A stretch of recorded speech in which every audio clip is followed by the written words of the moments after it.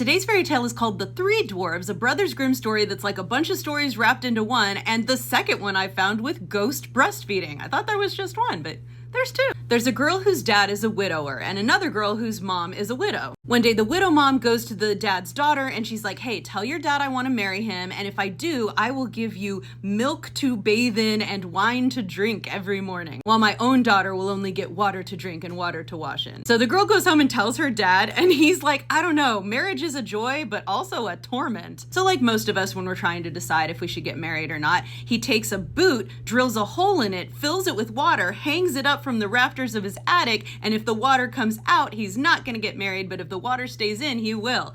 And somehow the water stays in, so he gets married. But turns out the mom was a liar. At the beginning of the marriage, she does give milk and wine to the girl every morning, but then after a while, she's giving both of them water, and then eventually she's giving milk and wine to her daughter and only water to our girl, starts to mistreat her. Everything goes bad like Cinderella. Eventually, she wants the girl dead, and so she's like, hey, it's the dead of winter. I want you to put on a dress made of paper and go out and pick me strawberries, and don't come back unless you find them. The girl's like, I'm gonna freeze to death and never find strawberries, and the mom's like, I don't, just get out there. So she goes out, and her paper dress is really papery in this one. She finds a cottage where three dwarves live, and she's like, can I come in and get warm? And they're like, sure, but hey, I see you have some food, because the mom gave her like one piece of bread, and they're like, share it with us. And she's like, okay, so she shares it with them. She also sweeps out their back door for them, and they're like, man, we should give her something for being so good. So the first one says, I grant every day she will grow more beautiful. The second one says, gold pieces shall fall from her mouth every time she speaks a word, a common gift in fairy tales.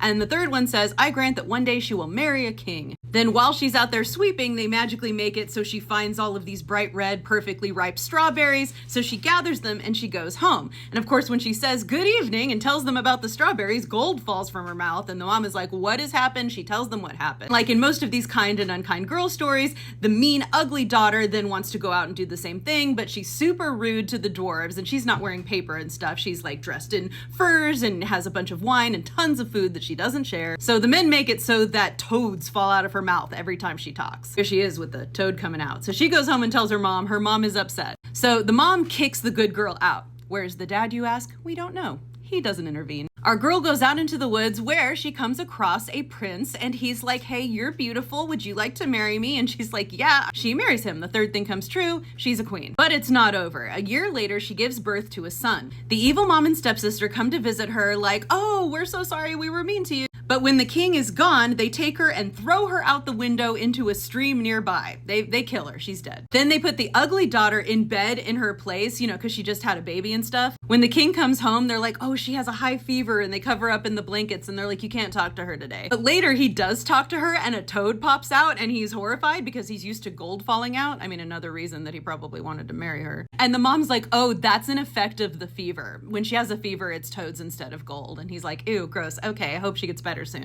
Well, as often happens in these tales, our girl has not died. She has become a bird in her spirit state. She's a white duck. She pads up to the kitchen boy and she's like, how's the king? And the kitchen boy is not alarmed by a talking duck, and he says, he's fine, he's asleep. She's like, how is the baby? He's like, it's fine, it's asleep too. So then she transforms into her queen form, a ghost queen, and goes up and nurses the baby. And then when she's done nursing the baby, she leaves, turning back into a duck. And I'm like, what is the ghost breast milk like? Or was it like duck milk? Anyway, she does this for 2 more nights. On the third night, she tells the kitchen boy as the duck, hey, tell the king to come here and swing his sword above my head 3 times. Somehow the king decides he's gonna do it. And when he does that, she transforms from the duck into a living human girl again. She's back to life. He keeps her hidden in his room until it's time for the baby to be baptized. And at the baptism, he says to the stepmom, what does a person deserve who drags someone out of bed and throws them in the stream?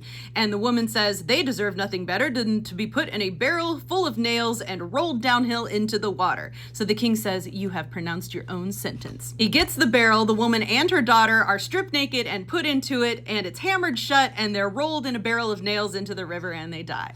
The end. This has so many different other stories in it, even Grimm stories. The whole ghost breastfeeding thing happens in a story called Brother and Sister. The fake bride taking the place of our good character happens a lot too. There's another Brothers Grimm story called The White Bride and the Black Bride. And in that one, the girl also turns into a duck, and instead of swinging the sword around her head 3 times, he just cuts her head off, and that's what brings her back. And usually violence like that to someone in spirit form of an animal in European folklore will bring them back to life. Anyway, I digress. The naked in a barrel full of nails into the river also happens in The White Bride and the Black Bride, and in a lot of stories like this, where they pronounce their own sentence. As always, check out my book, Dust Spells, a reimagining of The Shoes That Were Danced to Pieces, or The 12 Dancing Princesses, and my podcast. All the links are in the bio.